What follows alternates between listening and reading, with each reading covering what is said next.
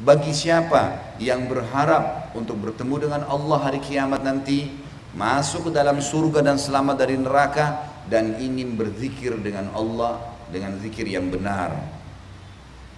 Ini kalau kita ingatkan teman-teman sekalian ke teman-teman kita yang masih melakukan banyak perbuatan bid'ah. Bid'ah lawan daripada sunnah. Gak apa-apa, ini kan baik. Saudaraku, Rasulullah SAW, kiaimu, gurumu, suri tauladanmu, utusan Allah pencipta langit dan bumi tidak lakukan, kamu bilang tidak apa-apa? Ini gimana caranya? Kalau begitu berarti guru kamu lain. Karena semua muslim dari suku manapun harus gurunya satu orang saja, Nabi Muhammad SAW. Lalu kenapa harus ada perselisihan? Kadang-kadang dibumbui lagi dengan hadis-hadis palsu. Ikhtilaf ummati rahmah, perselisihan umatku adalah rahmat. Ini dusta. Gak pernah ada hadisin dari Nabi SAW. Masa Nabi suruh kita berselisih? Sementara dalam hadis yang lain sahih riwayat Bukhari, riwayat Muslim, hadis sahih kata Nabi SAW, orang mukmin seperti tanaman yang saling merapat satu sama yang lain. Orang mukmin seperti satu jasad. Kalau luka sedikit maka seluruh tubuhnya demam. Hadis yang sahih mendukung kita untuk bersatu. Hadis yang palsu menyuruh berselisih. Mana yang harus diikutin? Ini enggak apa-apa, berselisih pendapat enggak masalah. Subhanallah. Wahyu jelas. Apa kata Nabi SAW waktu beliau sebelum meninggal? Taraktu fikum amran ma in tamassaktum bihima lan tadillu abada, kitabullah wa sunnati. Saya akan meninggal nih, kata Nabi SAW, saya tinggalkan buat kalian dua pedoman utama. Kalau kalian berpegang teguh pada keduanya, kalian tidak akan pernah sesat. Kata ulama, sesat, berselisih, menyimpang, saling musuh-memusuhi tidak akan pernah terjadi kalau kalian berpegang pada itu. Kata Nabi SAW, kitabullah wa sunnati, ikuti Al-Quran dan sunnahku. Lalu hadis yang sahih yang jelas sekali, kata Nabi SAW, Yahudi terpecah menjadi 71 golongan. Hati-hati, nanti akan ribut tuh mereka. Nasrani juga 72 golongan. Sayangnya kalian juga akan terpecah menjadi 73 golongan, lebih banyak lagi. Kalau kata Nabi SAW, yang 73 itu yang Yahudi Nasrani sudah pasti masuk neraka. Yang 73 pun dari kalian akan masuk neraka semua tuh. Masuk neraka dulu, nanti baru masuk surga. Tapi masuk neraka dulu. Kecuali satu, kata Nabi SAW. Ada satu yang masuk surga tanpa hisab. Para sahabat penasaran, ya Rasulullah, siapa yang satu tuh? Kata Nabi SAW, makana ana alaihi wa ashabi, orang yang mengikuti ajaranku dan sahabat-sahabatku. Kembali ke mereka. Al-Quran turun kepada siapa? Nabi Muhammad SAW. Nabi Muhammad ajarkan kepada siapa? Sahabat Nabi. Selesai. Ini konsep kita. Sekarang umat Islam nggak mau tahu. Oh, itu zaman Nabi dan sahabat sudah kuno dulu. Tinggalin aja. Subhanallah. Kalau begitu Anda mau belajar wahyu dari mana? Kalau mau buat ajaran silakan. Muncul Ahmadiyah, muncul liberal, muncul ini. Semuanya dasarnya penolakan terhadap landasan awal agama. Sudah jelas, mau jaluri silakan. Nabi SAW sudah ingatkan, ini bukan perkataan saya. Semuanya masuk neraka tuh, kecuali satu, yang berpegang pada apa yang saya ajarkan dan sahabat-sahabat saya. Sudah cukup. Pelajari dari Nabi SAW, bagaimana pendapat sahabat, kembangin. Udah, itu saja. Sekarang banyak orang subhanallah lebih pintar daripada Nabi Muhammad SAW. Kenapa saya bilang begini? Ada sebuah buku saya tulis, judulnya Kiaiku Muhammad, kiai Anda siapa? Untuk meluruskan banyak pemahaman. Banyak di Indonesia ini kiai-kiai, ustadz-ustadz, siapalah julukan mereka, melakukan perbuatan-perbuatan dalam Islam yang baru. Nggak ada. Di generasi awal Islam nggak ada. Nggak Nabi contohin, nggak sahabat contohin. Mereka ngarang-ngarang. Ditanya, kenapa Anda lakukan itu? Adakah contohnya? Nggak ada sih. Terus kenapa? Kan baik, kan bagus, kan ini syiar. Alasan beragam macam, 1001 alasan dicari. Bukannya, oh iya tidak ada landasan. Tadi ingat hadis Nabi, dua pedoman Al-Quran dan Sunnah. Ada landasannya nggak? Ada ayatnya nggak? Ada hadisnya nggak? Pernah disampaikan nggak? Nggak ada. Mereka sendiri ngakuin nggak ada. Baik, kenapa dilakukan? Bagus, baik, gitu kan? Syiar. Ini berarti sama saja dia mengatakan, maaf Rasulullah, saya lebih ngerti daripada anda. Rasulullah SAW gak contohin terus dia mau kerjain gimana nih? Hanya alasan baik. Bayangkan kalau semua orang beralasan ini baik, ini syiar, lalu mereka mau leluasa melakukannya. Kira-kira yang tertinggal dari agama apa? Nggak ada lagi. Sudah nggak murni dan wahyu itu.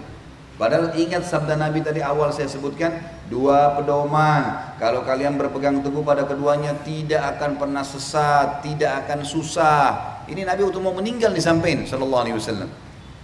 Kitabullah wa sunnati. Ingat Al-Quran dan sunnah. Ustadz, kiai, habib, siapapun depan anda kalau menyampaikan sebuah, ini lakukan ini ya, menyampaikan sebuah hukum, tanya ada ayatnya, ada hadisnya, ada contoh nggak? Kalau ada kerjain, silakan. Kalau nggak ada, untuk apa dibumbu-bumbuhin nih? Untuk apa? Dengan alasan syiar. Banyak yang disunnahkan yang bisa kita syiarkan. Banyak. Pada hari ini banyak muslimin yang merayakan hari lahir Nabi SAW. Diingatkan, Nabi tidak pernah contohin saudaraku. Nabi gak pernah ngerayakan hari lahirnya. Sahabat juga gak pernah ngerayain. Dan munculnya tahun 230 Hijriyah nih. Di zaman kerajaan Fatimiyah, dirayakanlah. Mereka punya 6 macam maulid waktu itu. Maulidnya Nabi Muhammad SAW, Hasan, Husain, Fatimah, Ali, dan juga raja mereka. Dan sampai sekarang di Iran masih dilakukan tuh. Mereka berfaham Syiah. Mereka mengambil dari wilayah Bizantium, orang-orang Nasrani merayakan hari lahirnya Nabi Isa AS. Tarik juga nih ke Islam. Baik Rasulmu, Nabi Muhammad SAW, kiaimu, utusan Allah, nggak pernah ngerayain tuh. Kenapa kamu lakukan? Syiar. Syiar nih, kan bagus. Kita kan baca salawat, saudaraku. Salawat yang Nabi SAW ajarkan sudah ditentukan. Bentuknya, kapan dibaca misalnya habis azan gitu kan. Habis azan kata Nabi SAW, kalau kalian dengarkan muadzin, ikuti apa yang diucapkan dan bacalah salawat untukku. Kalau kita baca, begitu ingin membaca doa, membaca bismillah, alhamdulillah, wassalatu wassalamu ala rasulillah, menutup doa, masuk masjid, keluar masjid, ada tempat-tempat yang sudah ditentukan. Pada hari Jumat disuruh perbanyak, sudah ada, syiarkan tuh. Yang sudah Rasulullah SAW ajarin, syiarkan, silakan. Jangan syiarkan sesuatu yang anda karang-karang nih. Kadang-kadang kalau diingatin tersinggung. Nih, Wahabi nih. Ini aliran sesat nih. Subhanallah. Dikatakan kembali kepada Rasulullah, kalian mengatakan ini sesat, ini garis keras. Kita sedang menjaga masjid nih, kita jaga bangunannya. Jangan ada yang coret ya. Ini panel listrik di sini, ini pencet. Ini ruangan khusus pengurus, jangan masuk ya. Ini sound system, jangan sembarangan orang yang pegang ya. Peraturan, datang rapi, sholat. Ada sesuatu yang kurang nyaman disampaikan pada panitia. Hanya gitu kok, untuk jaga kemurnian Islam. Semua ya, direntet dalam sejarah Nabi SAW dan para sahabat, terutama Khulafaur Rasyidin, masa kejayaan Islam berjaya pada saat itu. Karena berpegang pada Al-Quran dan sunnah Nabi Muhammad SAW. Apa beratnya teman-teman sekalian? Kalau anda berpegang pada sunnah Nabi, beratnya apa? Cukupkan dengan itu saja, nggak usah tambah-tambahin. Selesai. Kan bisa ya? Tapi orang-orang nggak mau, dibumbu-bumbuhin. Hadis yang lain, kata Nabi SAW, alaikum bisunnati wa sunnatul khurafa'ur rasyidun al-mahdiyun min ba'di. Berpegang pada sunnah-sunnahku yang aku contoh-contohkan, dan sunnah khulafaur rasyidin Abu Bakar, Umar, Uthman, Ali radhiyallahu anhum ajma'in. Addu 'alaiha bin nawajid. Pegang teguh pada keduanya walaupun dengan gigi geraham kalian. Nabi SAW sudah tahu nih, nanti ada orang buat-buat nih yang tidak bertanggung jawab, suka ngarang-ngarang. Kata Nabi, berpegang teguh walaupun dengan gigi geraham kalian. Wa iyyakum wa muhdatsatil umur, dan hati-hati jangan tambah-tambah nih agama, gitu kan. Fa inna kulla muhdatsin bid'ah, semua yang ditambah-tambah itu perbuatan baru dalam agama. Wa bid'atin dhalalah, perbuatan baru pasti membawa pelakunya pada kekeliruan. Kenapa keliru? Kenapa sesat? Karena tidak ikutin panduan wahyu. Allah maunya A, B, C, D, kerjain ya. Tinggalkan Z ya, dan seterusnya. Ini nggak boleh. Baik, sudah ada jelas panduannya. Enggak, datangkan yang lain. Nggak bisa, nggak akan ketemu. Anda kerja di perusahaan, pimpinan perusahaan bilang, Senin pakai baju putih, Selasa pakai baju kuning, Rabu pakai baju hitam. Datang jam 7 pagi, keluar jam 5 sore. Ada pegawai datang, Senin pakai baju hitam. Rapi, tapi baju untuk hari Rabu tuh. Diingatin nggak mau gimana? Keluarin. Nggak diterima, nggak ada gaji, nggak ada pekerjaan. Bangkang dengan peraturan perusahaan. Itu baru peraturan perusahaan, apalagi peraturannya Rabbul Alamin, Tuhan alam semesta. Kenapa sih sekali lagi kalau kita berpegang pada sunnah Nabi SAW, cintai beliau dengan setulus-tulusnya, pertahankan agama ini apa adanya, kan cukup. Bapak Ibu sekalian, yang diperintahkan saja oleh Nabi SAW sudah luar biasa, padat ya. Kalau mau yang panjang pun ada yang panjang.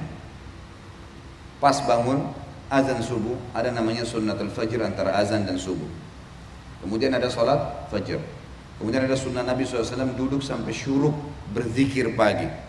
Syuruk ada sholat 2 rakaat, pahalanya sama dengan haji dan umrah, sempurna. Istirahat sebentar, ada duha. Dari 2 rakaat sampai 12 rakaat.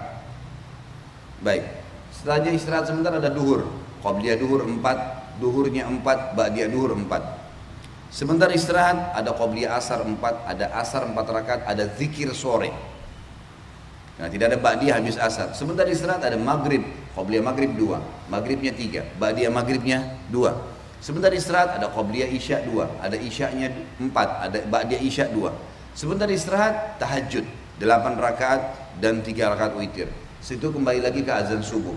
Ada waktu nih untuk buat ibadah lain. Ini baru yang ini nih, belum kita bicara zikir yang Nabi SAW ajarkan, baca Al-Quran, jenguk orang sakit, mengurus jenazah, ya, bakti dengan orang tua, hadir di majelis ilmu. Ada banyak perintah Nabi SAW yang jelas dalilnya. Kerjain itu, rutinkan sampai mati, insya Allah masuk surga. Terus ngapain nambah-nambah nih saudaraku? Ini kadang-kadang kalau diingatkan, wah ini garis keras, wah ini begini, wah ini begitu. Subhanallah. Kami pasti akan ingatkan Anda. Kenapa? Karena kalau dibiarkan menjadi penyebab datangnya bencana umum. Ini bahaya nih. Kalau kita biarkan orang-orang yang leluasa melakukan perbuatan-perbuatan salah yang Allah Azza wa Jalla tidak perintahkan, Rasulullah SAW sebagai utusannya tidak mengajarkan, maka akan menjadi bencana umum. Berbahaya kalau datang.